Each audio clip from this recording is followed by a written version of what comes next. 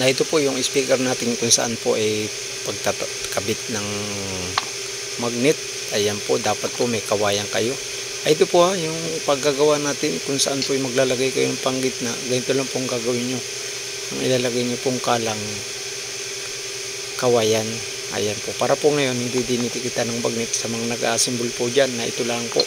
At yung gusto pong matuto, ayan, ganyan lamang po ang tama-tama na paglalagay. Ito, tatanggalin na natin. Tapos na ang 5-layer magnet natin. Ayan po, ganyan lamang po para po pantay-pantay ngayon yung butas sa kuha ng panggitna. Paglagay ng, ayan, nalagay ng baseball. Ayan po, yung kawayan. Yan lamang po yung paggagawa ninyo. Kailangan po yung kawayan. Lagi nyo pong tatandaan yung hindi nihihigop ng magnet. Ayan. Ganyan po ang allowance pag kayo naglagay ng panggitna ng speaker. At sa mahilig pa pong gumawa dyan at ngayon lang po nakupadaan dito sa International Master Speaker Inventor TV. Ayan lamang po. Para po ibahagi natin sa mga kababayan po natin na nahihirapan pong gumawa. At ito po ang tama lang. Ayan. Paggagawa ng 5-layer magnet. At yung mga nasubaybay po, salamat po sa inyo.